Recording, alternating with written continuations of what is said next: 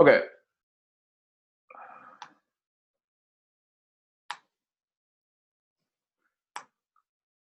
Cool. So first off, starting with args py. So this one's probably different from, I don't know if Swift has this sort of feature, but certainly it's a new thing from people who come from JavaScript. But Python, well, actually, I think that's a bit further down. No, so just for this first one, first function takes two integer position argument returns the sum. So here you would just do,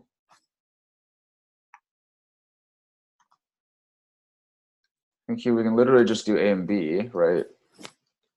And then return A plus B. Hold on, write a function that takes two integer position arguments and returns the sum. Oh yeah, this is what you consider a regular normal function. Yep, okay. So write a function f2 that takes any number of integer arguments and prints the sum. Okay, and then this is where we would use the Python arbitrary arguments, look for star args. So what Python allows you to do with this particular feature, and we'll just take the hint and give it star args, is that then from a user's perspective, whoever's calling this function can pass whatever arguments or any number of arguments they want. And that just then gets exposed to the function itself as a list of all the arguments. So then if we want to use these arguments that are getting passed in, well, first off, let's initialize a sum to keep track. And then we can just say for arg and args. We'll just loop through them with a for loop.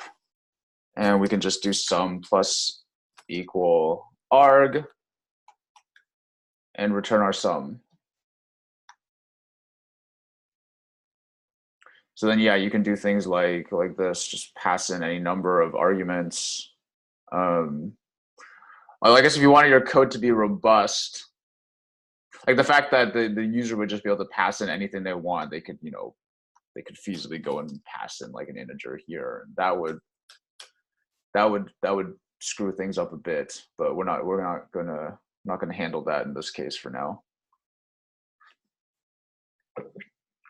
But yeah, so that's kind of a handy feature, right? So we don't, so functions are not necessarily limited in terms of their function signatures, or I should say constrained to a specific number of function arguments up front, which is kind of nice.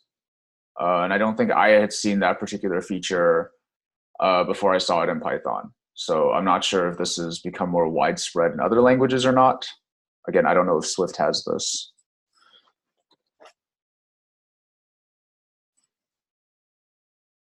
Swift does not. Okay, good to know. So like passing by. Sure, if you then have, if that pointer then points to like another array. Yeah, okay, kind of. But we're getting a little ahead of ourselves. We don't really get an official introduction to pointers until we get to C. I see, yeah. Okay. What thing would you have to add to make this work? Should print 22. Does that not work right now? Hold on. Oh, you'd have to add a star here.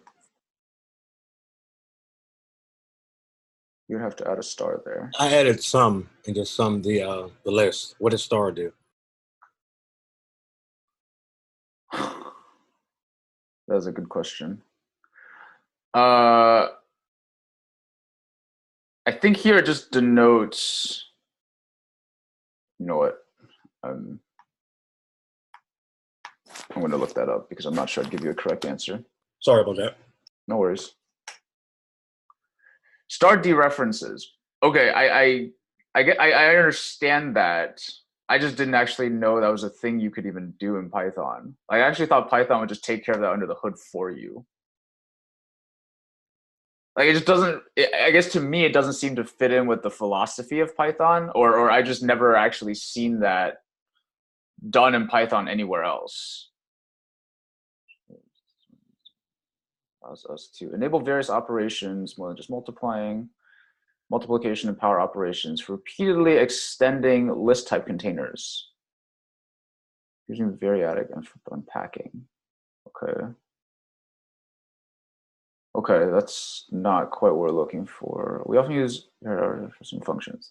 I think this is what we're looking for. For example, we need if we don't know the number of passing arguments, or when we process something with arbitrary passing arguments. For some reason, there are two kinds of arguments: positional and keyword.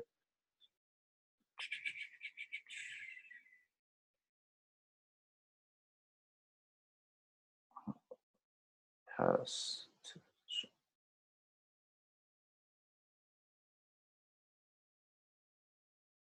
Keywords, I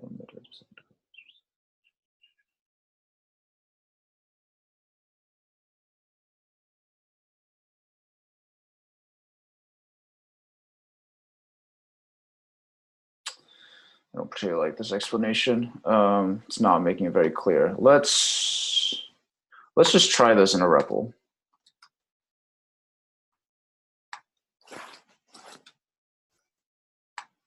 So let's put that in. Let's define F2.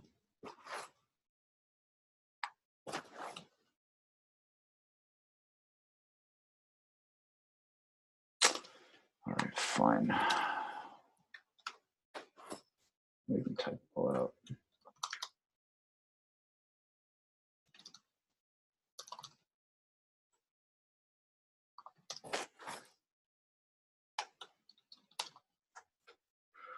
Okay, and then if we just do print F2A, what happens? Unsupported. Okay. Okay. So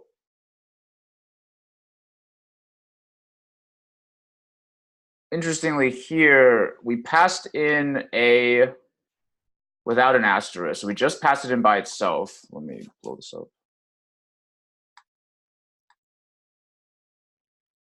So we just passed it in by itself. And then we try to run that and we get this unsupported operand type. So it hits the plus equal here in the sum line. And what's interesting is at this point, arg is just a list. Oh, I see. Okay. So when we don't do the sum, when we don't denote it with an asterisk here, we're basically saying without the asterisk, we've passed in just a list, right? And it's not considering the elements inside the list, which is what we actually want, right? So it then tries to do sum, which is an integer, plus a list, which you can't do. Yeah. Right. Right. So when we didn't give it the asterisk, it considered just the entire list A and not the elements inside of it. So is an asterisk like an anonymous operator? I mean. I don't know what you mean by anonymous in this case. So I use sum, right, to do it. I just did like. So you did print F2 sum A. Like that. Yeah. Oh, sum as in the built-in function sum. Okay. I don't think that's. I see. So what you did there then is the built-in sum function does take in a list, and that expects a list, and that sum function will just go and add everything, and then that one argument then, right? So you summed over A, which gets you 22, right? And then you pass just the single. You just pass 22 to the F2 function, and so F2 received the single argument 22, initialized the sum of 0, looped over your args, which is just 22, and then said 0 plus 22 and return 22. Right. You see what that? Okay. right? As So opposed to what? so as opposed to, instead, if we do F2 star A, that tells that then invokes this args functionality, and it will go and unpack everything in the list. So then all the args becomes everything inside of the list and not just the list itself. Oh, got it. Okay. Right? So you basically unpacked the list using the built-in sum function in a way.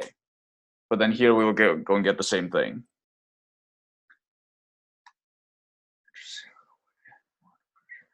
So yeah, basically what David did is I'm assuming you had the same function, but then he did, when he called it, he did that without the asterisk. And that works too. Oh, I forgot a parens or something.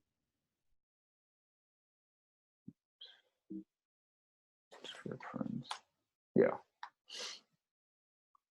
Would sum A result as integer 22? It would result as an integer. It would return you an integer 22.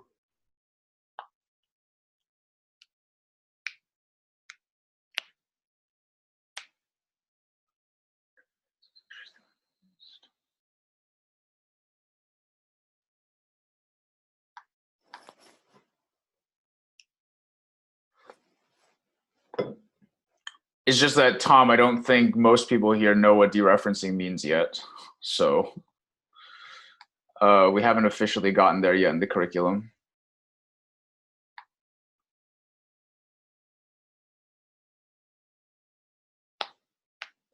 Okay, cool.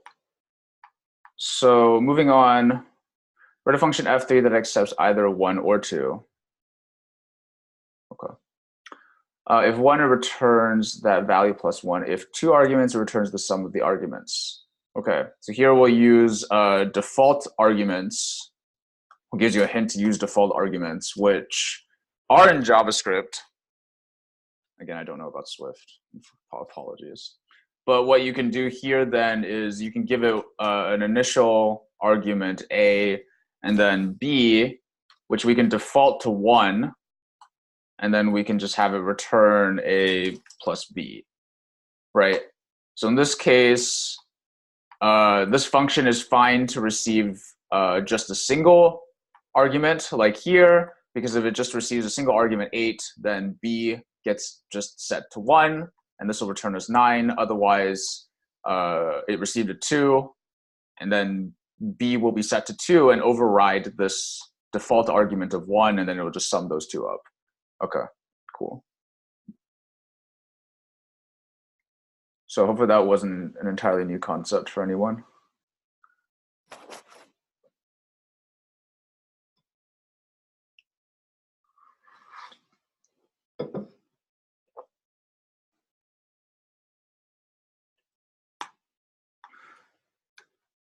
Okay, now we have keyword arguments, which are a variation on the star args that we just saw.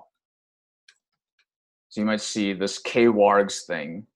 Although I should note that you do not need to name these args or kw args. You can actually call these whatever you want, like x or y. It doesn't actually matter. What is important is the asterisks for when you want to use keyword arguments. So you need 2 asterisks when you want to use keyword arguments, and then 1 single asterisk if you want to use arbitrary arguments like we did here.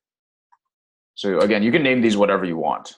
It's just the asterisk that's important. But args and kw args are just conventional. So at least 2 arguments. Pretty sure you can have single argument tuples, right? Oh, Python thinks it's an integer in that case. Oh, okay.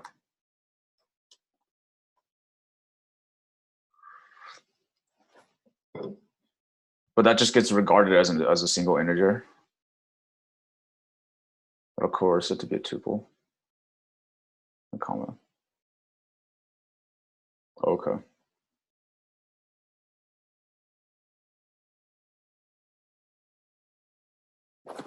Okay. So KW args, again, similar to the star args we saw earlier, but the difference with KW args is that KW args comes back as a dictionary or an object. So what you can do then, well, as we can see here, it allows you to pass in parameters like this, right? So we can just keep on going and giving it whatever.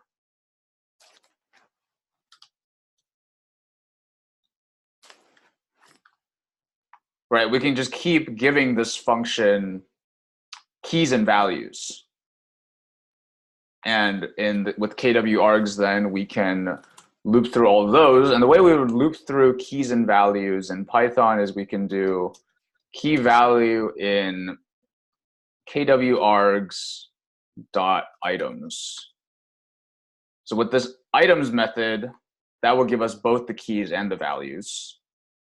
If we just do KW args like that, that just gives you the key, which you could then use to reach into the dictionary to get the value. But I think this is slightly easier. We can do that. We can go and print key value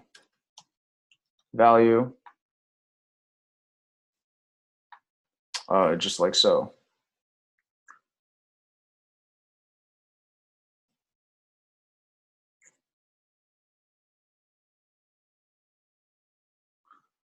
The F here is for formatting the string. So this is what allows you to perform string interpolation.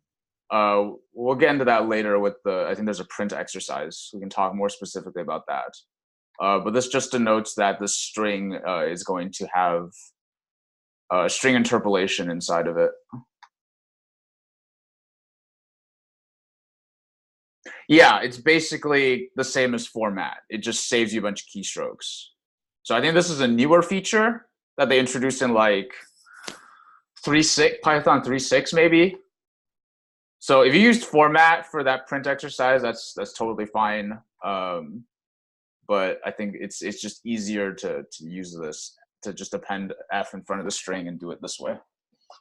Saves you some keystrokes, you know? Okay, and then last thing, if we want to pass it an actual dictionary like what we're doing here, so very much like what we did here when we gave it a list with a bunch of arguments and then we had to give it an asterisk. Here, when they give us an actual dictionary, we're going to need to do the double stars there. So again, that will tell the function to go and unpack what's actually getting passed in, the actual dictionary that's getting passed into the function. And that's something that the caller of the function worries about, right? You as the implementer of the function, you just stay with the star KW args function signature, right? It's the caller that needs to add the 2 stars for it to work.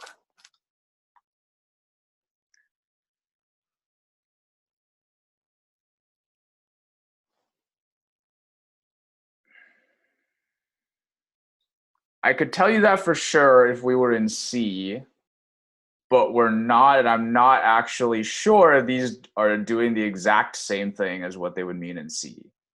I would have to look into that a bit more.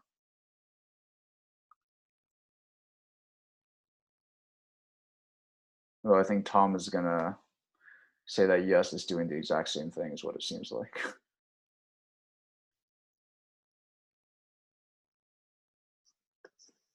Okay. So Tom is telling us yes, that is apparently the case, but you don't have to worry about that now, unless you want to. In which case, you can feel free to do as much research as you'd like on that. But again, officially, we're not going to be talking about pointers and dereferencing for a while. So I'm not gonna, oh.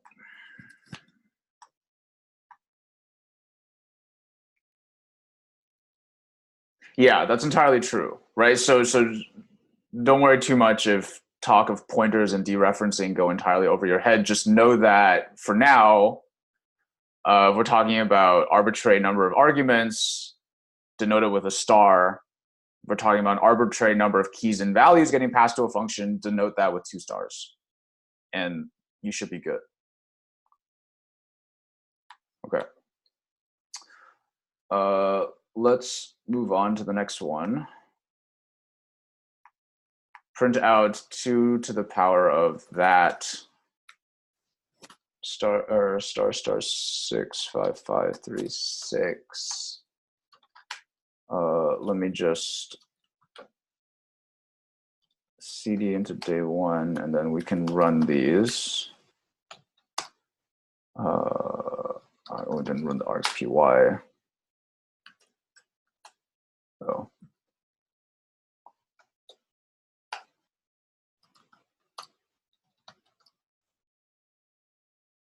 I think that's correct. Python 3, big num. Going to assume that's correct. You could also have done import math and then done I think math.pow2 to 65536. I think that will also work. If I got that entirely, nope. Math range error. That's funny. Let me look that up real quick.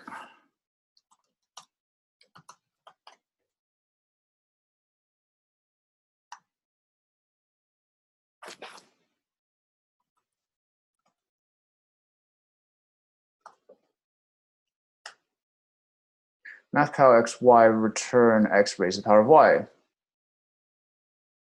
Okay. Unlike the built-in path converts both its arguments to type float. Use star or the built-in path for being exact. Oh, I see. Okay, this will okay. Math.pow specifics for floats. Okay, so what that's saying is you can actually just use. Can you just do then? Just do that. Okay, so that'll work. And yes, two star that works as well. So multiple ways to do that. Oh, the good old calendar one. Okay. So use the calendar module. So we're going to import that for calendar. And then the user is going to supply us a date. So we need to go and read from the input. So we're going to parse input from the command line. And I think you had to do this some other times as well throughout these exercises, but we can just do, let's call it input equal, no, can't call it input.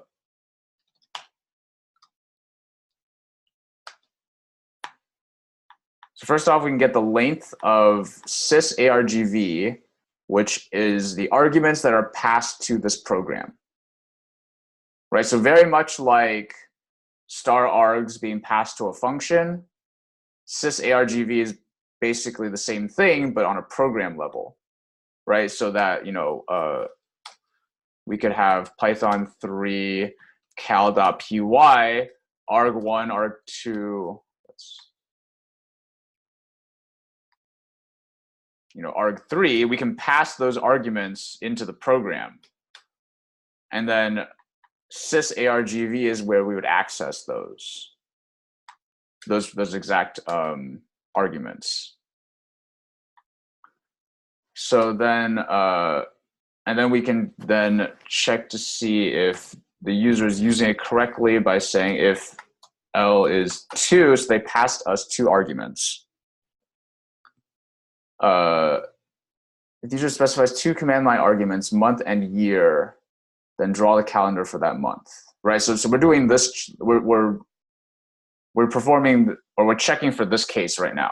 So the user specifies 2 command line arguments, month and year, then draw the calendar for that month. So month will then equal none for the current month, and year will be int sysargv1.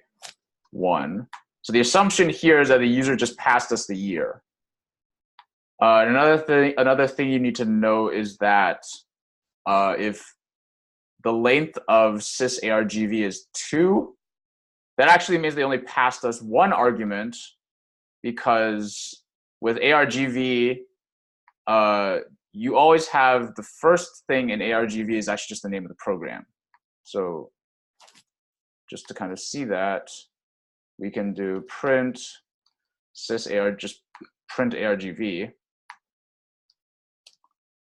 and then we can run python cal.py. And then here we see the argv being printed. Even though we didn't pass the program anything, it still just has the name of the program in the argv list. So really, when you're talking about the length of like argv, you need to remember that the first argument in argv is always just the name of the program. So here, when we check that L is 2, that really just means that only one argument was passed. And that'll come back when we start doing like reading from input in C and stuff like that. So in the case that L is 2, we just assume they gave us the year. Else if then we check L is 3. So now we assume that they gave us the month and the year. So month will be int sysargv1, and year will be int sys.argv2. Else they gave us too many arguments. So we're going to give them a message. We're going to print usage cal.py month and year, like so. I'm just putting brackets around month to denote that month is optional. And then we can go and call exit to exit the program. So once we've done that and parsed the input from the command line, we can go and make the calendar or call the calendar function. So say cal equals calendar.textCalendar. And then we'll check if month is not equal to none, or I should say if not month.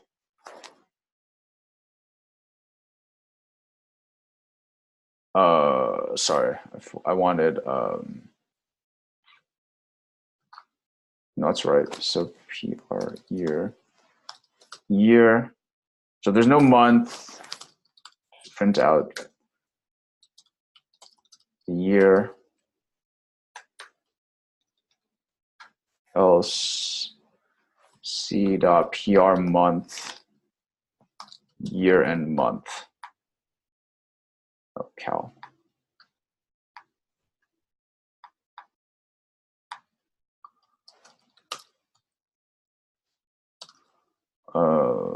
Let's go October 2018. Okay, I think that's correct. And we see in sysargv we have cal.py and then 10 and 2018. And then if we just do 2018, it prints out everything, which is pretty cool.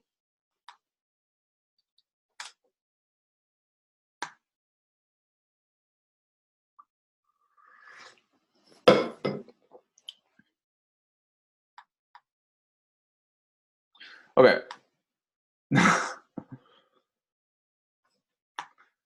So let's move on. All right, good old list comprehensions. Good thing we've done some of these already.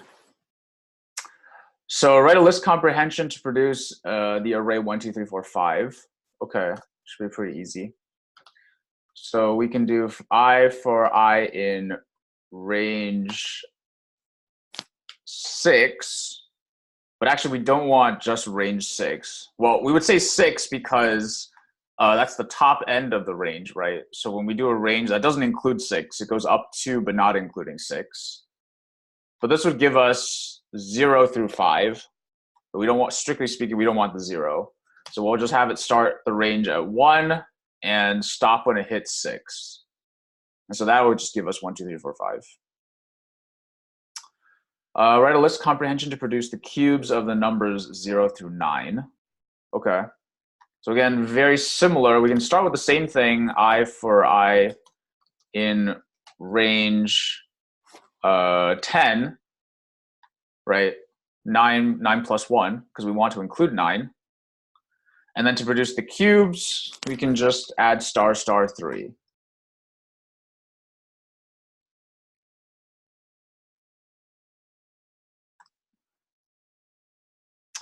Write a list comprehension to produce the uppercase version of all the elements in the array. Hint foo upper is foo. Okay. So here we could do so word for word in A. So if we did upper like that,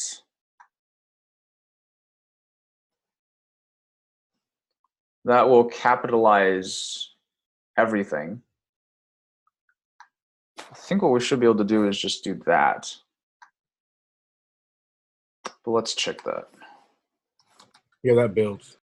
Okay.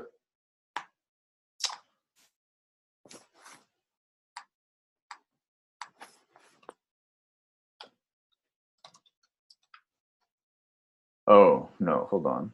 That, okay.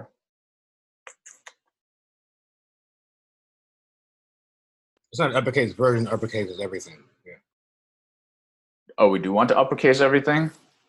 No, it says uppercase version of all the elements in the array. So I'm guessing it means every letter, not just like capital FOO. Oh, okay. That's easier.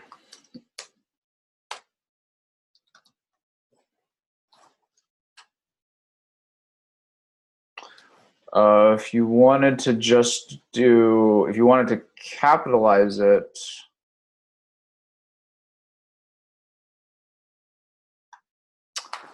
I think you could do something like word 0 word upper plus word 1 to the end. Let me try that. I just want to see now if, yeah, okay. So that would work if you wanted to just capitalize it or that. Or that. Okay, anyways.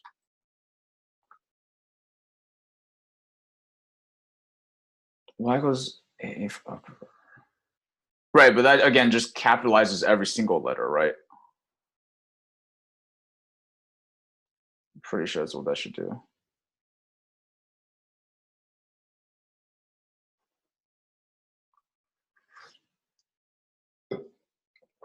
Yeah, capitalize would make that easy.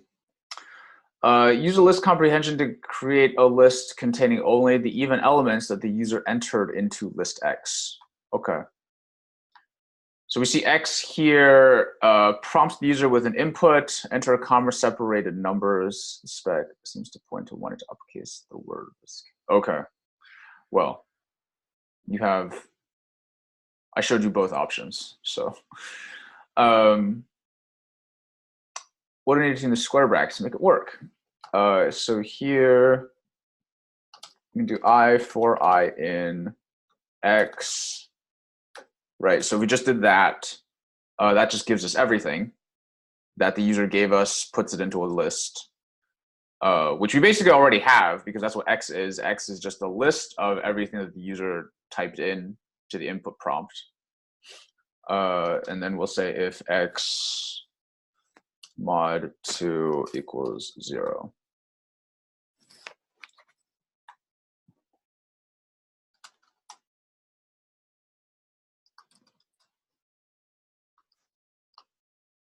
So let's just go comma separated. Oh crap, comma separated.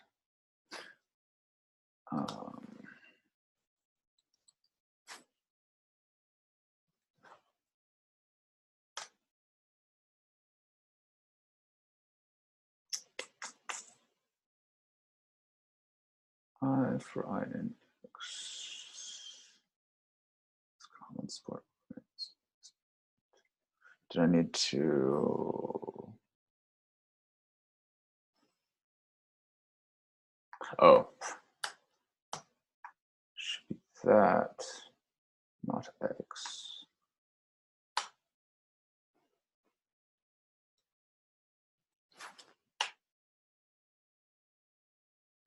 Not all arguments converted. Okay. Let's turn that into an int. Yeah, okay. One more time. There we go. Okay. They don't come in as ints. Got it. Cool. That's comp. Data types. Oh. Reference that combines into the integer value 12. Okay, so x is already an integer, y is not, but we can just coerce it using the int method into an integer. Write a print statement that combines that into the string value. So we'll just do the opposite. We'll say str on x. I think that should work. Yep.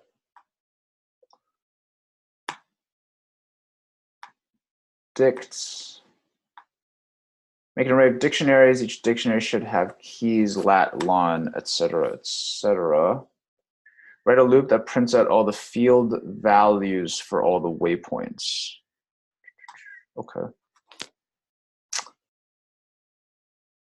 So write a loop that prints out all the field values. Field values here. Oh, just all the values in the dictionary. Okay.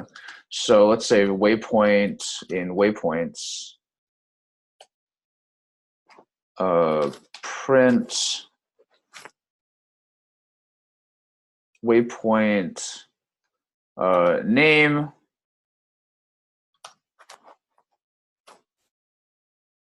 waypoint lat, and waypoint lon.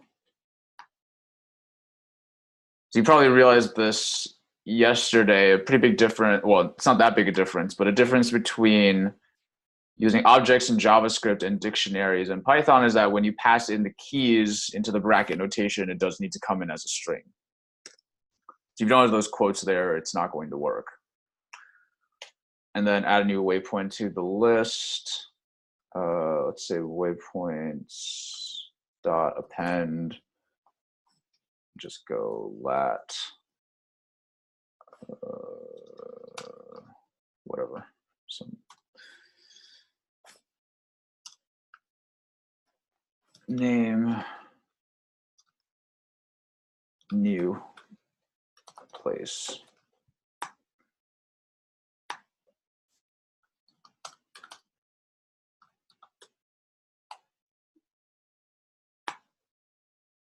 We should put this after so I can print out the new one. Just make sure that worked. Yeah, okay.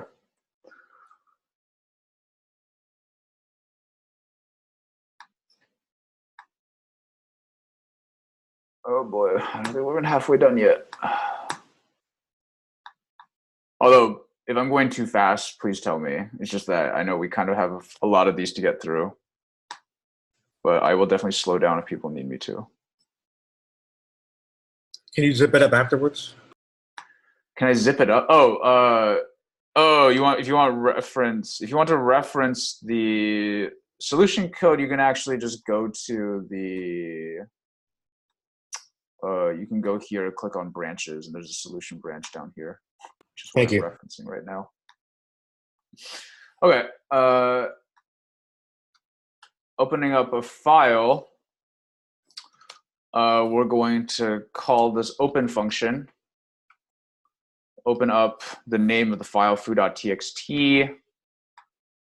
FP here stands for file pointer, which I actually think is a convention from C that we're seeing here in Python, but you don't have to worry too much about that. You can call that whatever you want.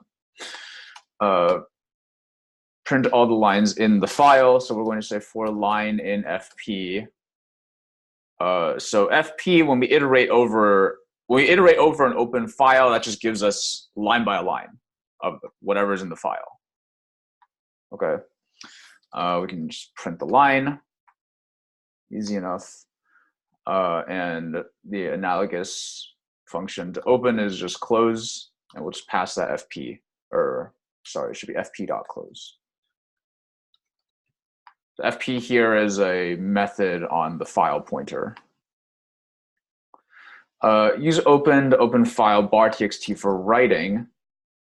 Let's use the same fp, open bar.txt, comma, and we'll say w, which denotes that we've opened the file with write permissions now, which is not the case with the initial call to open that we made, because that one, I think by default, just opens up for reading, which is what we did here. So we're able to read it, but if we tried writing to it, I think we'd get a permissions error or something like that. So open that for writing, use the write method to write 3 lines to the file. So we'll call fp.write. Let me say line 1. It'll just be boring. Line 2 and line 3, and close the file.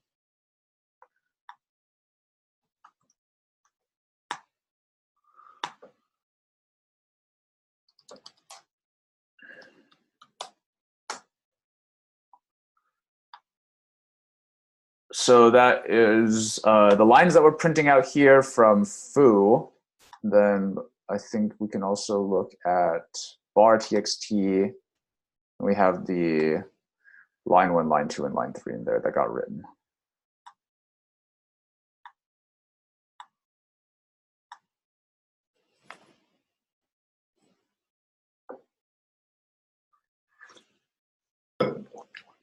No, you don't have to. I think that's on by default.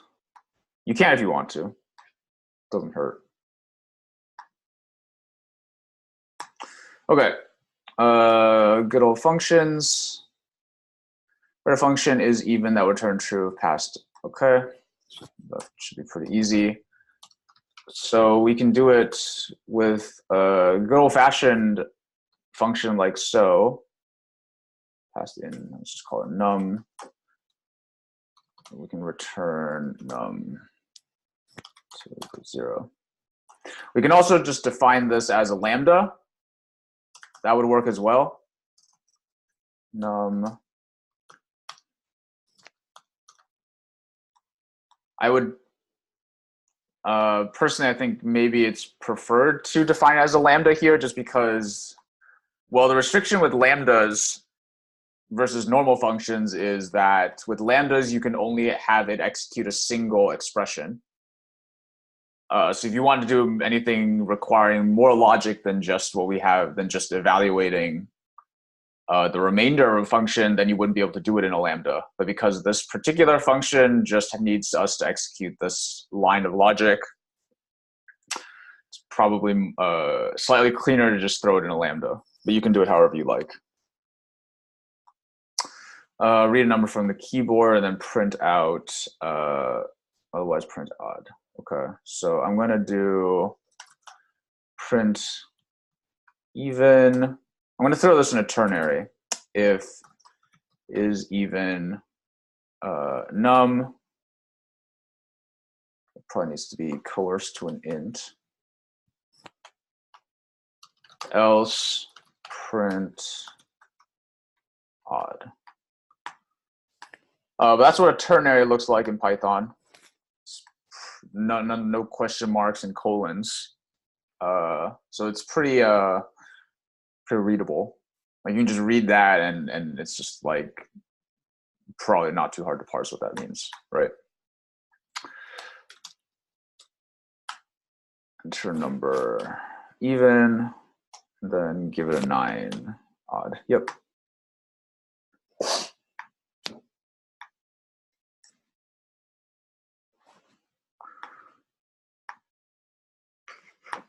Oh, now we get to the print hello world. question mark for there. I'm not even going to run that. Okay. List methods or array methods for the following do not use an assignment. Okay. Change x so that it is 1, 2, 3. Okay. X dot append 4. We'll push 4 onto the end using y change x so that it is 1, 2, 3, 4. I think we can just do. I think with 2 lists we can just do x plus y. I believe. Let me check that real quick.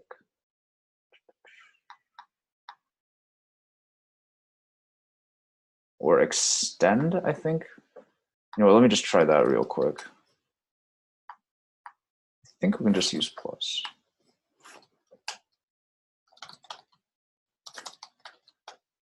Yeah, so that works as well.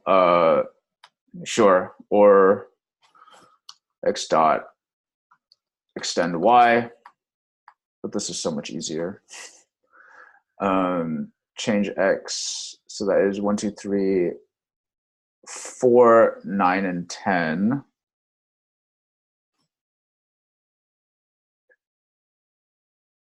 Oh, so we get rid of the 8. Okay. Oh, right. Okay. So we already have 1, 2, 3, 4, 8, 9, and 10. Okay. So then we can do x dot remove 8 to remove that value. Print overloading for the win. Yep.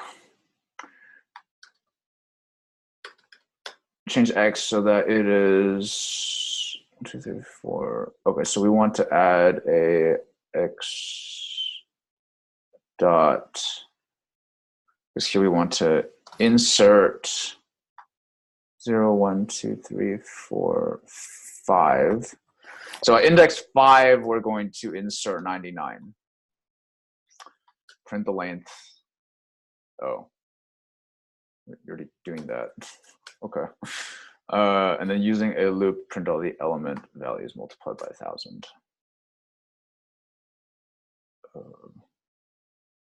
Sure.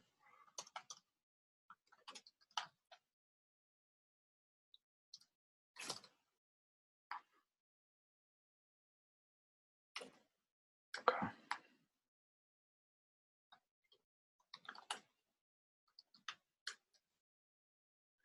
Probably the index. Probably remove the index instead of value. I think you can remove by value. Hold on, let me just try that.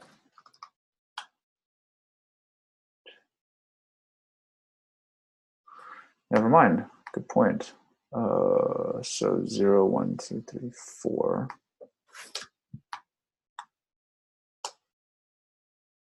Oh, E. So E.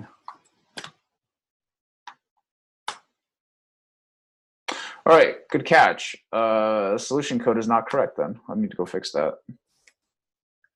Because it tries to remove it by value, and I guess nobody checked that that works or not. Oh well. Okay. Modules.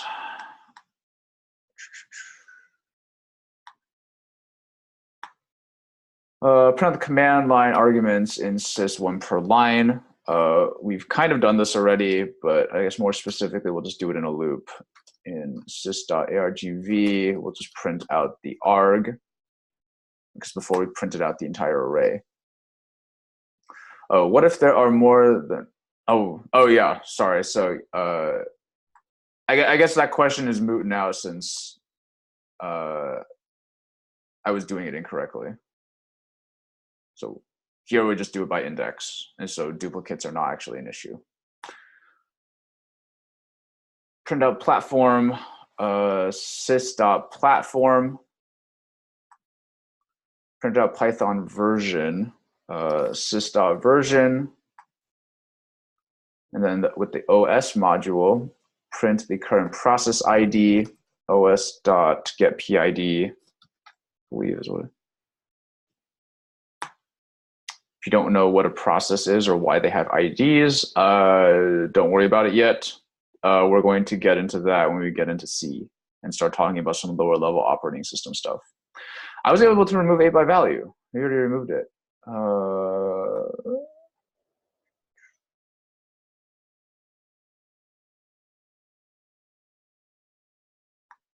Let me try that again. So let's rerun this program. Lists py.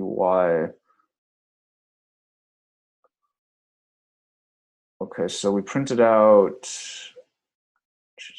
x.print 4, and then okay. I think I concatenated, but I didn't actually. Okay, I got it. I think I concatenated, but I didn't. Can we just do that? Can we just do that? That work? That works. Okay. So yes, you do remove. You know, let's settle that for sure. So x Python list remove. Right. Sure.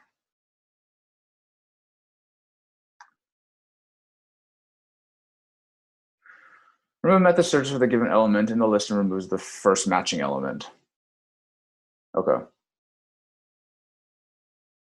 So it is by value. If there are more than one duplicate values, it just removes the first one that it finds. Yeah, remove method on a list having duplicates. So there's 2 dogs here. When you call remove with dog, it just prints out the first dog is removed. Yes, if you wanted to do it by index, you could use the pop function, the pop method. So that would work as well. Are modules similar to libraries? I can say I think modules make up libraries. Modules are a subset of libraries. Modules are kind of a subset of.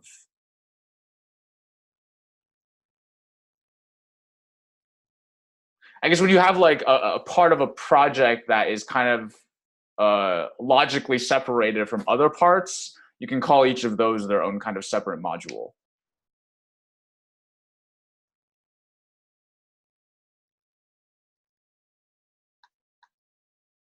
But modules and libraries are not the same thing.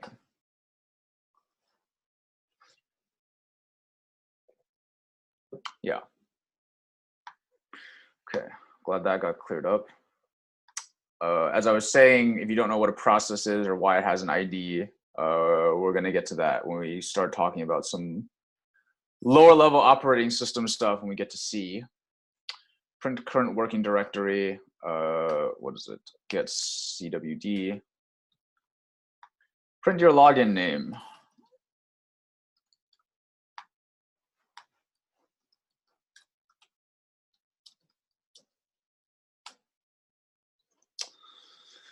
Yup.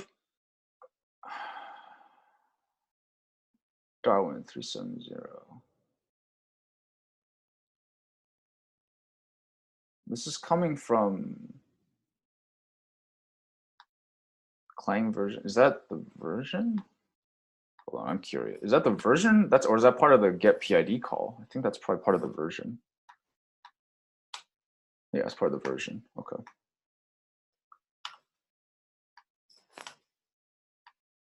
Clang is a C compiler, but Python runs on C under the hood, so it depends on a C compiler version. All right, getting close to the end. Oh, this one. This one's been involved.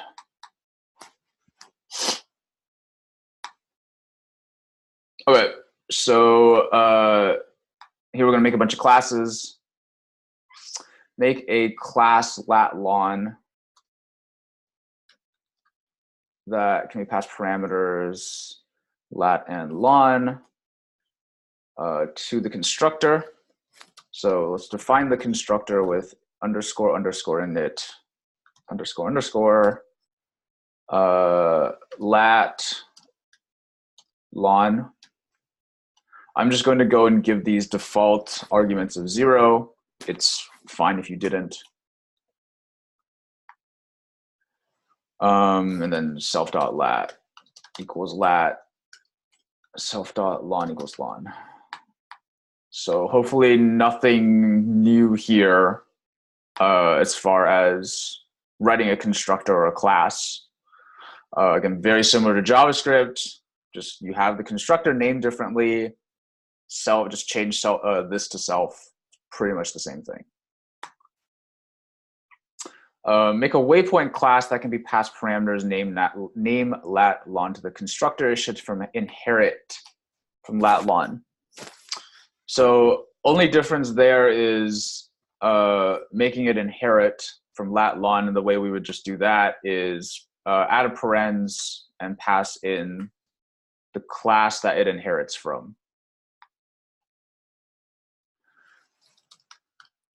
And then what that allows us to do, can we pass parameters name lat, give it default parameters again, stuff named lat lon, and then we can call the parent's constructor. So that'll do the setting. So like, you know, we could do self lat equals lat and self lon equals lon, but our parent already does that for us. So we should just leverage that instead of duplicating this code, is the idea there, right? Yeah, super for the win. Name we need to give it, but then with these two, we can invoke this method super, which basically just gives you access to methods of the parent class. So again, lat lon is the parent class of waypoint. So if we call super and then dot, basically you can think of super as an object that just contains all the methods of the parent, right? So then you'd invoke super dot, and then you can call the init, which is then calling the constructor from lat lon to just do this for us.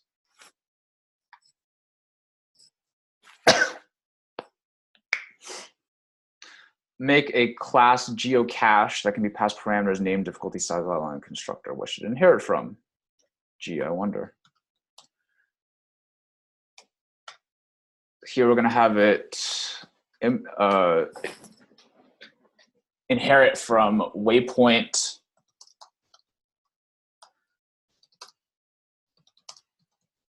name, difficulty, size, lat lon.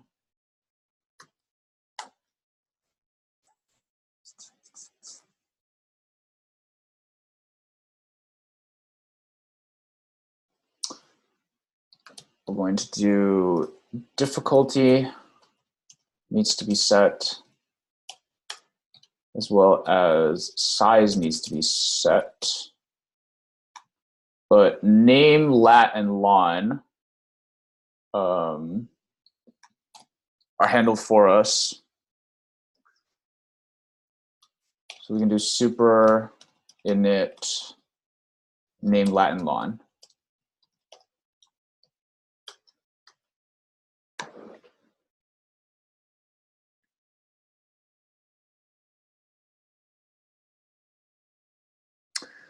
Make a new waypoint with name catacombs and those coordinates. So let's just say W equals waypoint catacombs. These two.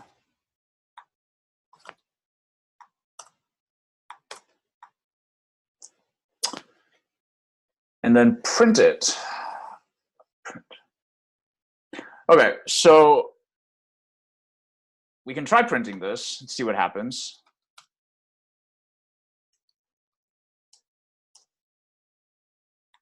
Oh, comment that. Okay, so we print that out and we get that, which probably is not exactly what we're looking for, right? Because what we probably want is the fields inside of the class. But because this is a user-defined class that we wrote ourselves, you know, Python doesn't necessarily know how we want it to print it out.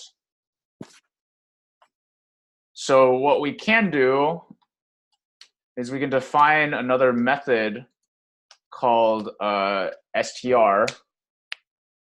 And this basically just denotes how we want this geocache class to be printed out when, when we call print on it. So to write this, we'll just then spell out exactly how we're going to have it represented.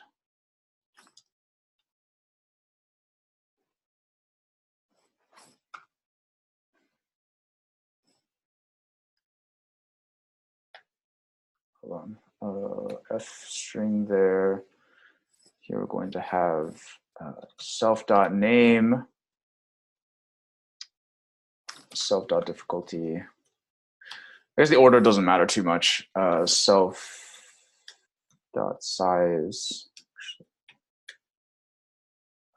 self.lat, and self.lon. Oh, so that's for geocache. Oh, we're gonna need that. Yeah, so we're gonna need that when we print the geocache. For the waypoint, we're gonna need another str method here.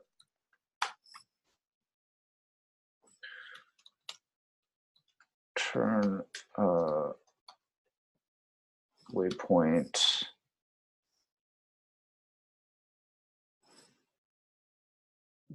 Oh, I forgot it. Waypoint self.name.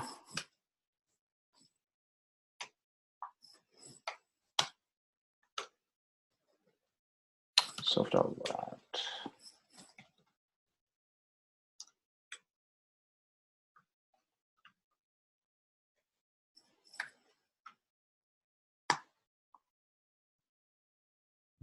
Okay, let's try that. Okay, that's better. And then make a new geocache, Newberry views, g equals geocache. 1.5 difficulty, size 2, and then these two coordinates.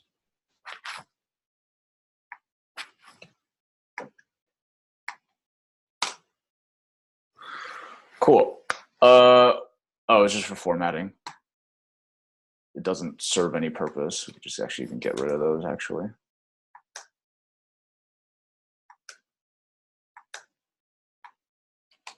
Yeah, they don't do anything. Yeah, that's fine.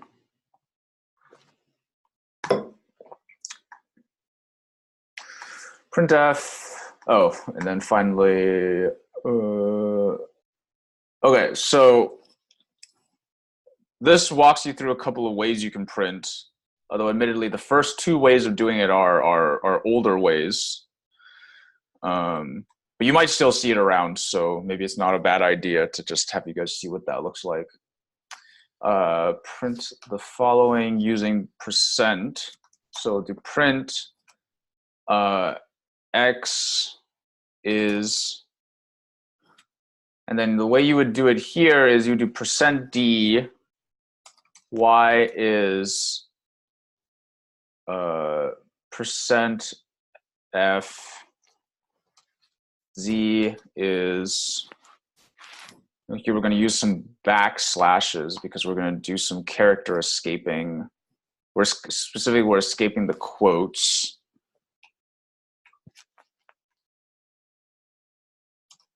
% x, y, and z. So this way of doing it is extremely reminiscent of C. And when we get to C and you start printing strings out with string interpolation and stuff, it's going to pretty much look like this. So Python initially kind of stole that from C.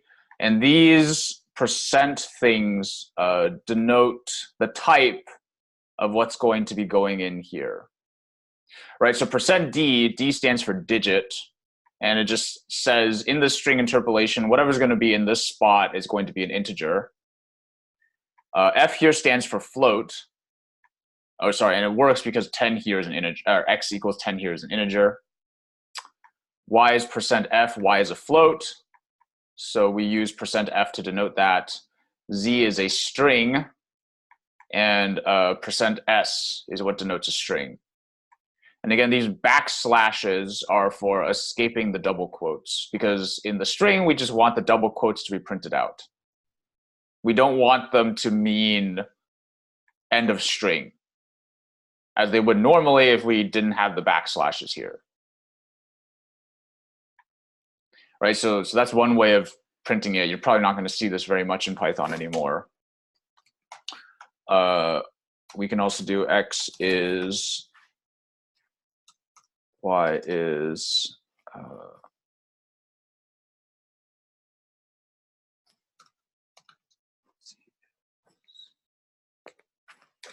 same thing with the backslashes. That backslash quote dot format X, Y, and Z.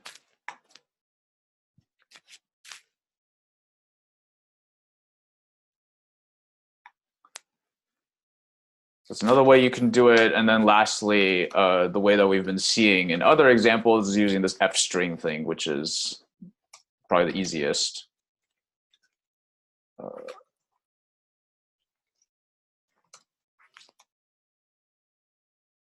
Although I think we also need to do backslash quote there, like so. Okay, sure, good point.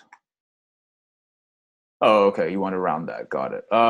So to do that, what we can do then is, so with the float specifier, we can do .2, and that tells you how much precision we want on the float. So this is saying we want to round this float to 2 decimal places, is what this .2 denotes. We can do the same thing here. You can also use round. Does that give you control over the precision? Maybe. So again, what Tom is saying is you could also do x or y dot round here. I think that would work as well. But I'm going to keep it that way. Y is here. We'd also do .2f, but I think we need to do that with a colon there.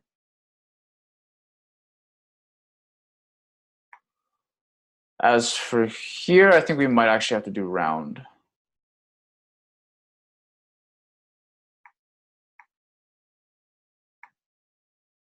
So let's try that.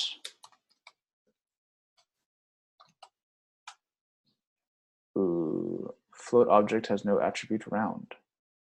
Oh, should be round y.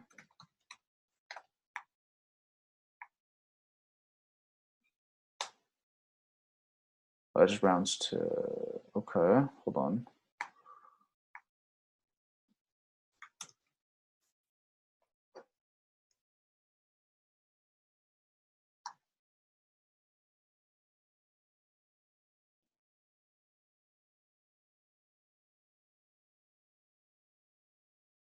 Oh, come on.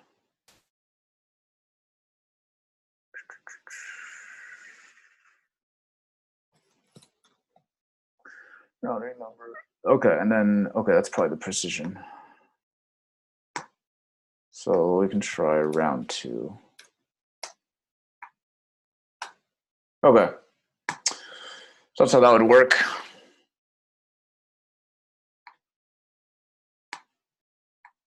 Again, I would probably just recommend doing it this way.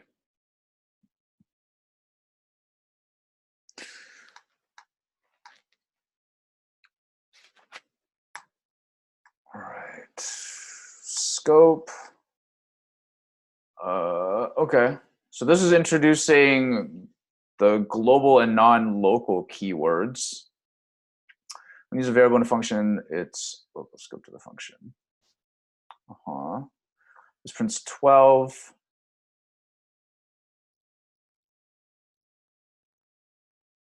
Called change x, it prints 12. What do we have to modify in change x to get to print 99?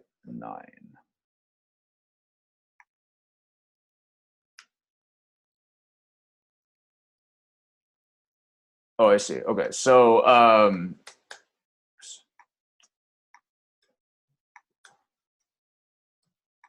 we call this change x function. It sets x to 99, but because of scoping, that doesn't affect the outer x, even though they're named the same thing. Right. So this x still prints 12, though there's another x in the scope of the change x function, which is set to 99. So to modify this, we want to modify this x.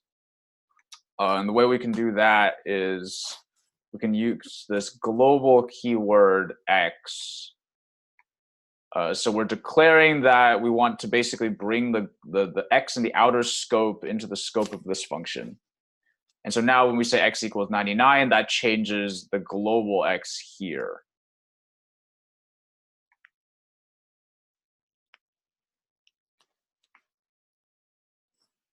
So it's local when it's in the function and global when it's outside the function, like every other language. But you can call global inside the function and make it global. Global basically means the outermost scope, right? So right, it's a bit different than when, for example, we have multiple nested functions. So with multiple nested functions, right now we go and run, so runs outer, which runs inner, and then we print y. Right. So this is the same. This is basically the same thing that's going on, right? So we call outer, it sets a y of 120. It defines an inner function inside, sets y in its own local scope to 999. Right. Calls inner. That doesn't affect this y initially with just this code. If we want to change inner to get it to print 999. We don't want to do global y because there's actually no y. Well, this would basically be us defining a y in the global scope. Right. That doesn't exist. This y is not in the global scope. It's just outside. Right. It's just outside. What we'd want to do. Here's where we'd use the keyword non-local. Which then I think gives us access to this y, changes that to 99 when we run inner, and then prints that out. Get to print 999. I think that's what we want. Get to print, yep, so I got to print 99, get to print 99.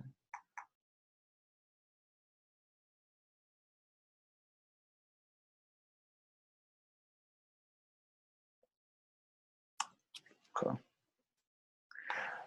And so actually, I think what's funny is that they have to do it this way because there's no variable declaration keyword, right? They wouldn't need to use these. They wouldn't need to have this non-local keyword if there was like a let, right? Because then we would say let y equals 120 and then y equals 999 here with this sort of syntax, because now we're not using the variable declaration keyword, it would know to reach into the outer scope to change this value. But because Python doesn't have that, it needs to do something funky like this to get around that. But anyways, why does it originally print 120 without? Okay, so here we define y equals 120. define another y equals 999, which is just inside of this inner scope. We call inner which actually initializes this variable. And that's all it does. But because the print is in the scope of outer, it prints this y, right? It doesn't reach inside inner to print this y.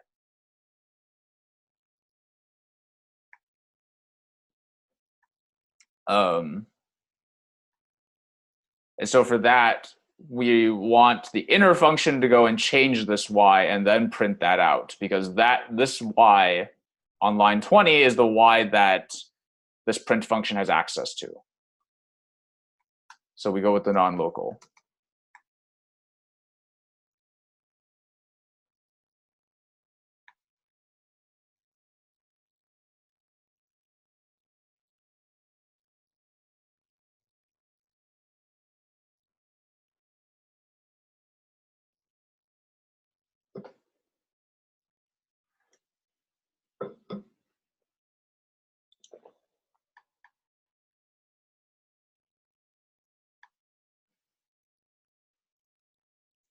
If print was done after outer. If print was done after outer, so if there was a print like a y here, I think by default there's no y defined in the global scope, so it just wouldn't find this and be able to print it. You'd have, if you didn't want to use non-local but you want to print 999, you could call print in here inside of the inner scope, or print y, right?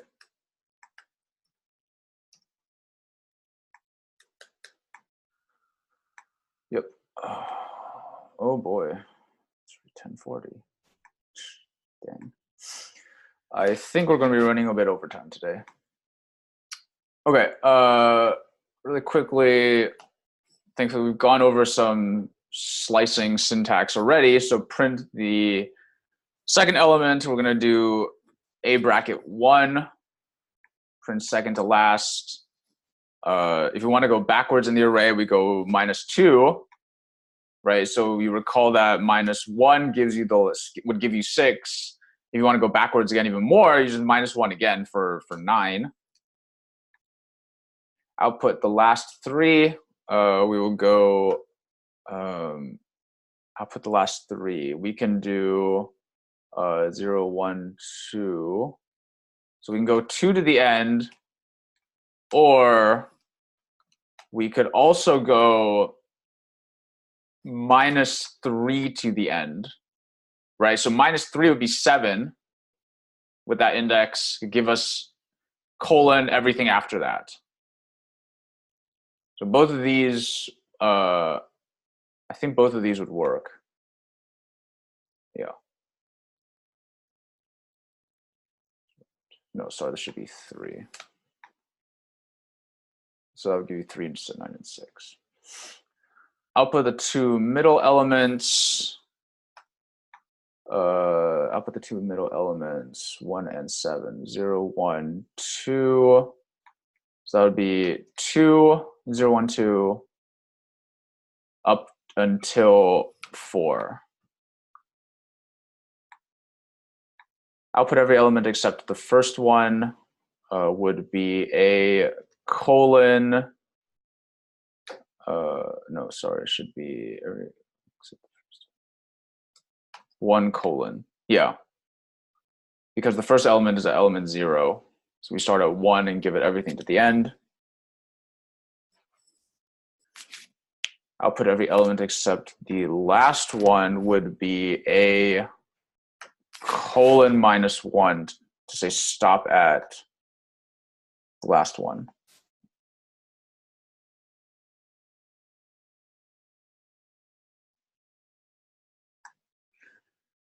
And then lastly, output just 8th through 12th. So the 8th, 0, 1, 2, 3, 4, 5, 6, 7. So start at 7, 8, 9, 10, 11. So stop at 12. Would line 7 print the last two?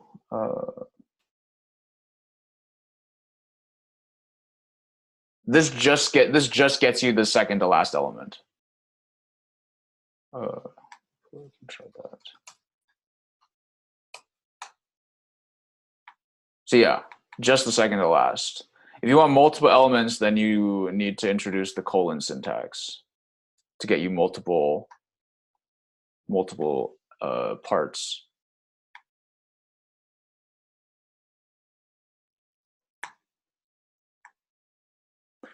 Okay, last one. Yep.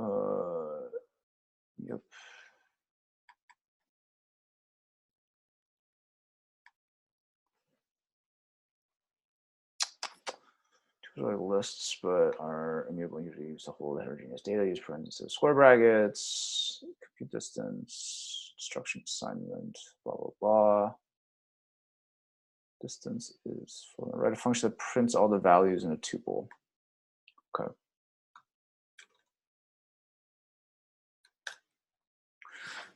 Print tuple. So let's say it receives a tuple t.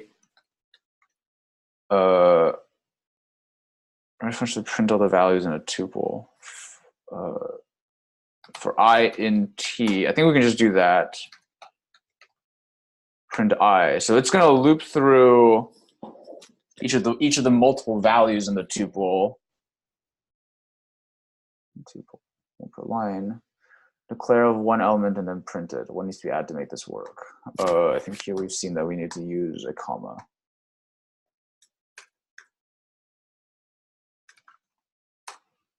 No, cannot open tuple py. Oh, tuples py. Okay. Oh boy, that's everything. I think there's more stuff to talk about because that was just the solutions for today. We need to talk about today's stuff. But let's take a 5-minute break. We are going to run a bit over, or would people prefer not to have a break at this point and just power through to the end? I don't know. No, you know, let's take a break. We're going to be going a bit over anyway.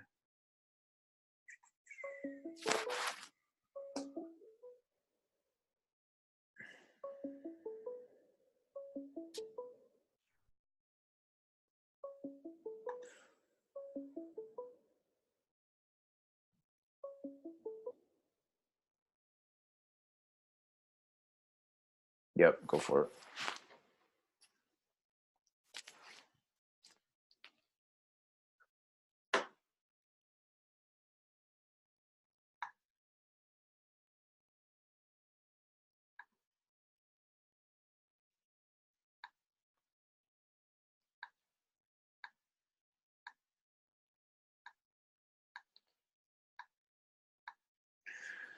But I think I definitely agree that all these exercises need to get spaced out over 2 days instead of just one. It's taken us literally almost all of lecture to just go over these solutions.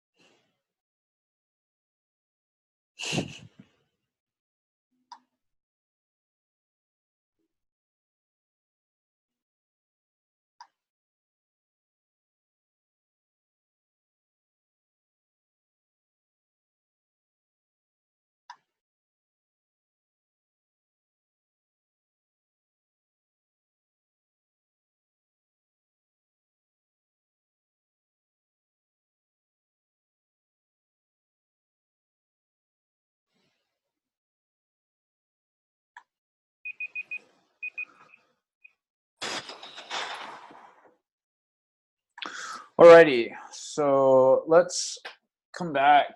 I'll try to keep you guys here, not very long. As far as what you guys will be doing today, probably can tell from what it says in day 2. Well, maybe not. But basically, you guys will be implementing a good old multi-user dungeon. I don't know if you guys have like played these sorts of games before. Here's an example. Wow, that's an interesting image. There's one of these like these basically they're like text-based MMOs, right? If you want to think of it that way, right? It's like old school before World of Warcraft came along, and you didn't have like graphics and WASD moving. You play stuff like this in Dwarf Fortress. Well, we're making a simple version of one of these things. I don't know about Dwarf Fortress, if that's a particular one. But yeah, you just interface with it via text. Thou wish to join the prey as Sean. Yes. Give me a password. ABC123. No thanks. No email address. No sex.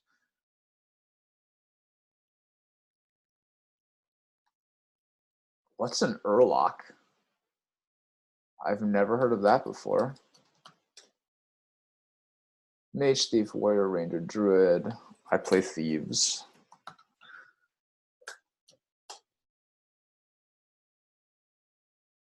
That's what I said. Oh, there we go.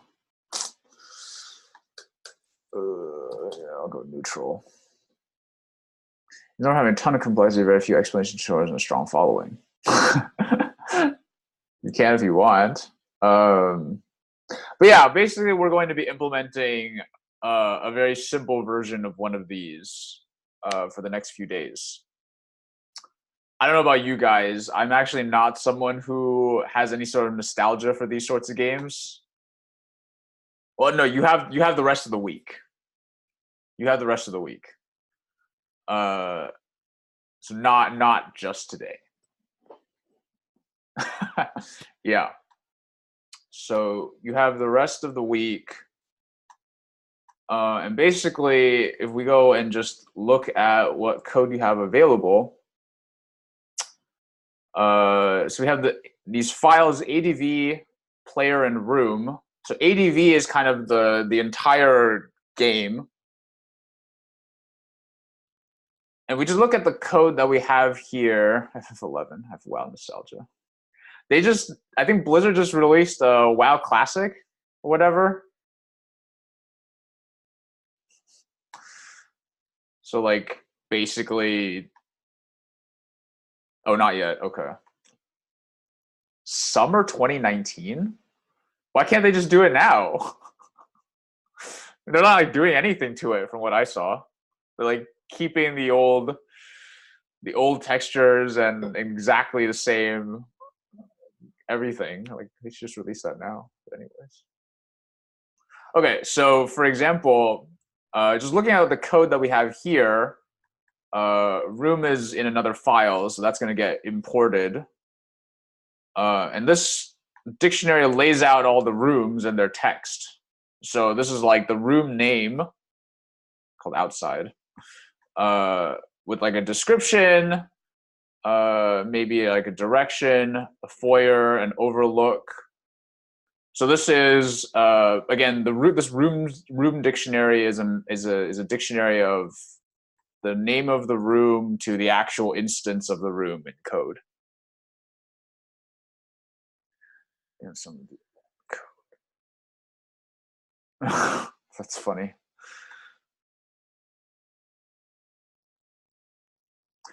Right, so we can initialize a bunch of rooms, and then we have to go and link them together, right? And the idea there is like when you start off, you're gonna start in a room, and then you're gonna be able to move, right? And so, for example, if you start,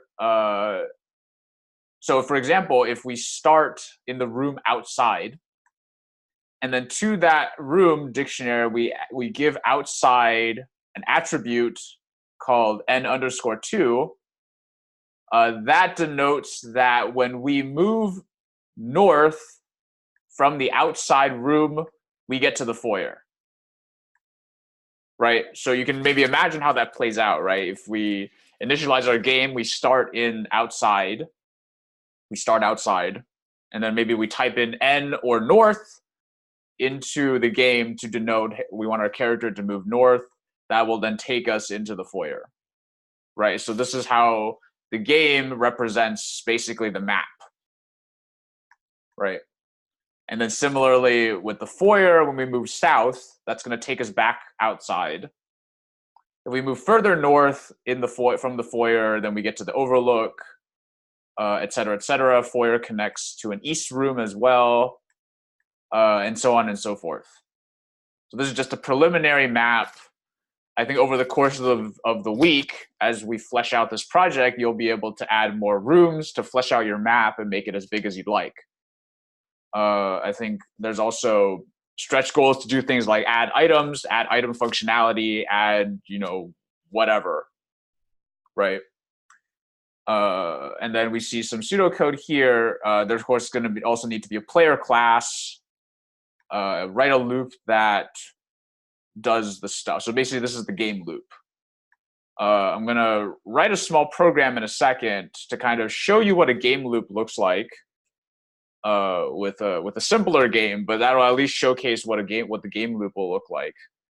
But as far as like players and rooms and stuff, we're going to leave that for the next few days. So here we also have the player room. Totally empty. This is just going to be a class with any methods you want associated with a player. Same thing with the room. Empty file. And initially, you can just make these room and player classes as bare bones as you'd like, right? So at the very beginning, with this comment here, it just says your room should have a name and a description. So there isn't initially a way to kind of like interact with the rooms, but maybe later on, you might attach a list to the room class that will maybe hold items that are, available in the room to be picked up or something like that. Same with player. Initially, it's just going to be, well, from the comment, it just says it just needs to know what room they're currently in, right? So of course the game needs to know that, but of course you can go and add name, race, class, age, sex, whatever, right, to the player class. You can let your imagination run wild as far as that goes.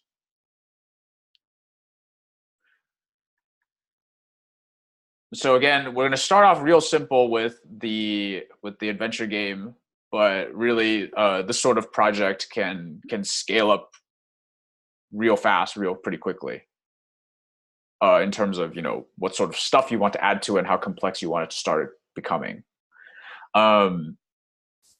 What I find pretty cool about these sorts of programs, though, is that in a way these are interpreters, right? So we've been working with interpreters. We've been working with the Python interpreter, and we've worked with like the JavaScript console, or I'm sure there's an interpreter in Xcode too when you run your code, right? And basically, when you think of an interpreter, like you type commands or you type code into it, and it does some evaluation of your code, and then just spits out some sort of result. Right? And that's how code is executed in an interpreter, compiler, non-interpreter. Yeah. right? So that's how an interpreter works. You just feed it commands, it parses them, it figures out what that means, and then it evaluates it, and then whatever result got computed is what it spits out, right? All these commands we've been running, Python3 tuples.py, it found that file, it executed all the lines of code in there, it evaluated them, and then printed some stuff out,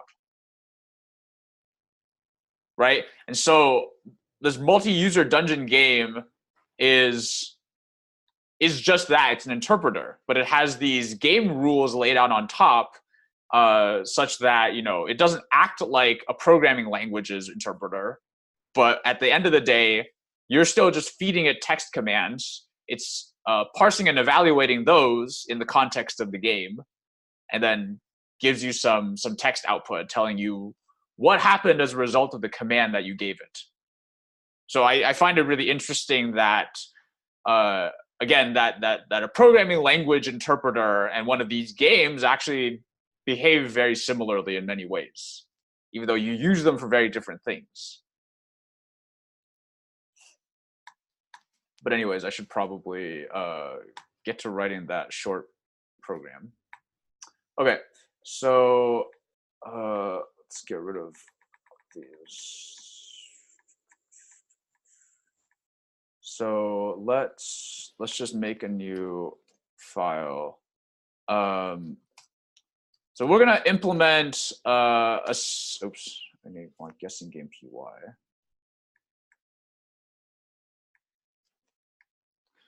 So touch guessing game.py. So we're gonna make a simple guessing game, and this is just gonna be, it's going to take in some input from the user as a number, and it's going to have a random number that the game rolled, and you as the user just play by guessing numbers until you guess the number that is the secret number. So we'll use that as an example to basically see what a game loop looks like. Hopefully this doesn't take us too long. So I'm going to define our guessing game function. This is just basically going to be the whole thing. I'm going to have it initially print out print guess the number, just to kind of tell the player what the point of the game is. And then we're going to have the game initialize a secret number. So secret number is going to be a call to rand range. And basically what this rand range function does is it rolls, it picks a one number randomly from 0 to 100. So it's 101 because I want to include 100 but not 101. In order to do that, I need to go and import the random library, the random module, to call this function. So now we'll have a secret number, right? And just to kind of check that we're doing things correctly here so far, let's just run what we have so far, although we need to go and call this function.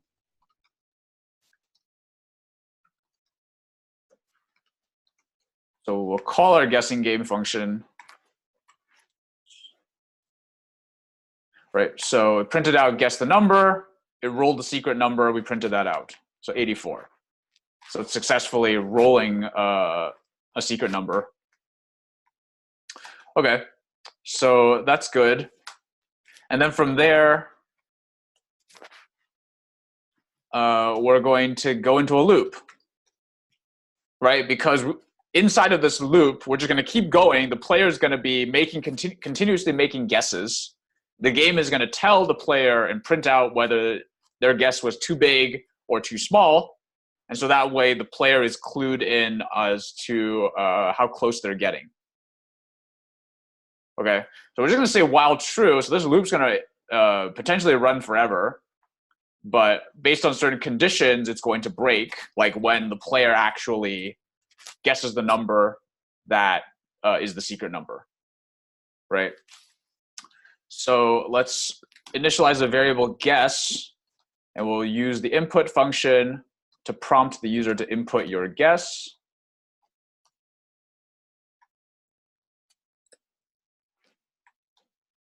So the user will feed in some input that will get stored in the guess variable. We need to go and ensure that it's an integer. So I'm going to use a try except block here. And basically what this means is, so I'm going to do guess equals int guess. So I'm going to try to turn guess into an integer. And this is going to fail in certain cases, right? Like if the user typed in hi, that obviously can't get cast as an integer. So we're going to try that. And then the way with the way try except blocks in Python work is you then specify what sort of error. So in the case of a value error, meaning the user didn't give us a value that could be cast to an integer, what do we want to do in that case? In that case, I'm just going to go and print, please enter an integer. And we're going to continue the loop. So we're not going to stop the game just because the user didn't type an integer. We're just going to give them another chance to pass in an integer. Okay. So now that we've implemented that, it's probably a good time to, again, go and check that what we've built so far is sane. So now we're just going to, inside of the loop, we'll just print the guess, whatever input we gave it. So let's run that, input our guess, 90. That will print that out. And just to check, we give it hi. It just says, please enter an integer, and we can go keep going.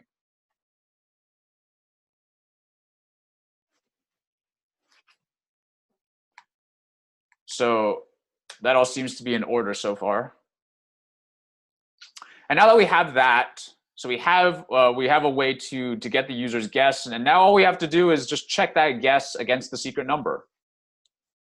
Let me real quick. Actually, I do want to have a prompt here that just reflects the guess back at the user. Well, do I need to do that? Actually, I don't need to do that. That seems redundant. Okay, so then if guess matches the secret number, we can print you win, and now we'll break out of the loop because the game's over. So that'll break out of this while loop. Elif guess is too small, we'll just print too small.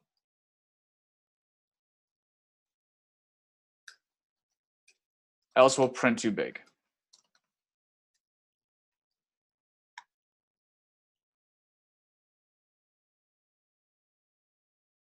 And that's about it. That's literally all the code you need to implement a game like this. So let's test that out. Oops. So guess our number. Let's just start at 50, too small. 75, too small. Let's go 90. 90 is too big. 85, too big. 80 is too big. We guessed 75, so it was 79, 78, and that was the number. And the game loop ends at that point.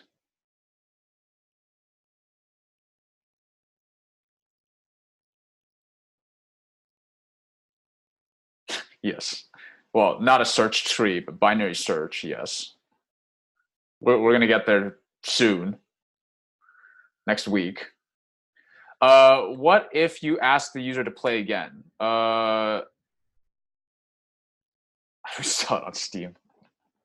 If you wanted to, say, have it play again, I think $0.99 on Steam now. I think what I would do for that is, so maybe here in the main function, we could do something like, we could have a Boolean play again, initialize that to false. Hold on, maybe not. How do I want to do that? How would I want to do that?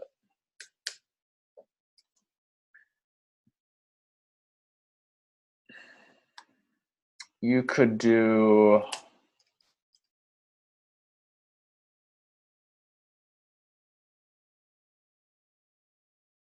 okay, you could do maybe something like print you win. We could say print play again. Oh no, we'll do that as an input.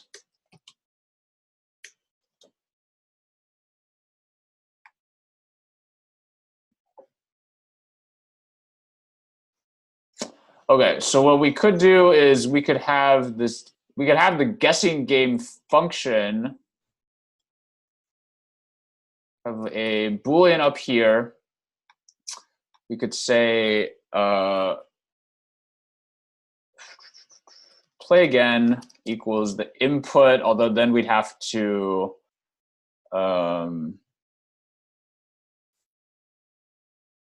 well, we'd have to parse that and figure out if they meant yes, no. So if it says, so maybe if, I'd probably just split that out into another function. So we'll have the function called play again. The user will pass in some string as input, and this will just determine if string equals, right, so here we would do the parsing to determine if they said yes or no. So we would like pass that into play again. So my computer is starting to lag now because VS Code probably has a memory leak or something. And then we'll set the play again Boolean to be whatever play again returns. And then, for example, we could have our game function return play again.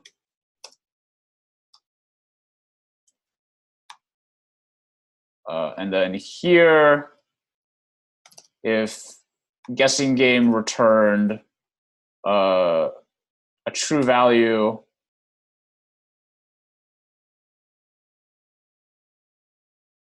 or no, we could do while guessing game returns true.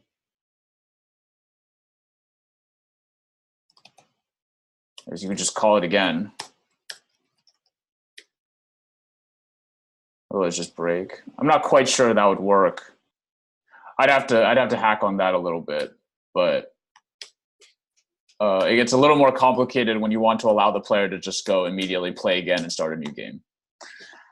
Anyways.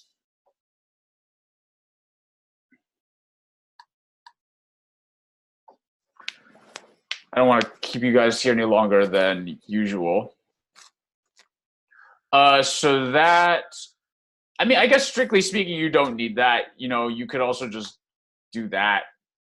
No, it's not an outer while loop. It's like a main function. And it's basically saying this is going to be the main body of the program. Although, again, strictly speaking, you don't actually need that. So you can just do that, and that works just fine as well. It might be a convention thing more than anything, to be honest.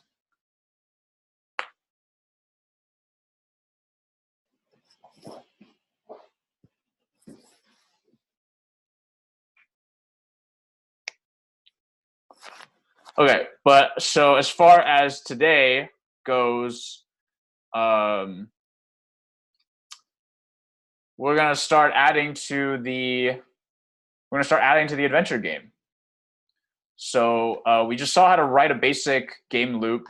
You can choose to implement that here. So it gives a few instructions. Prints the current room name, prints the current description. So this is all happening in that game loop. So this is probably going to all be wrapped inside of a while true, and then waits for user input and decides what to do next. If they enter direction, attempt to move to the room there, printed error message of the movement is not allowed. If the user enters queue, quit the game. So there's some instructions there on what needs to happen inside of the game loop. So you guys can take a stab at that. Or if you want, you can get a bit creative and start adding things to the room, start implementing the room and player classes. Okay. Anyways, we'll talk more tomorrow during lecture, but yeah, just take a stab at that. And everything that we have, so the solution, there's a solution branch again. If you want to reference, if you want to look at any of the exercises that we did solutions for earlier, and then if you also want to look over the guessing game code, there's the guessing game right here. There's also another rock, paper, scissors game if you also want to look at that and what the game loop looks like there, but the guessing game code is all right here.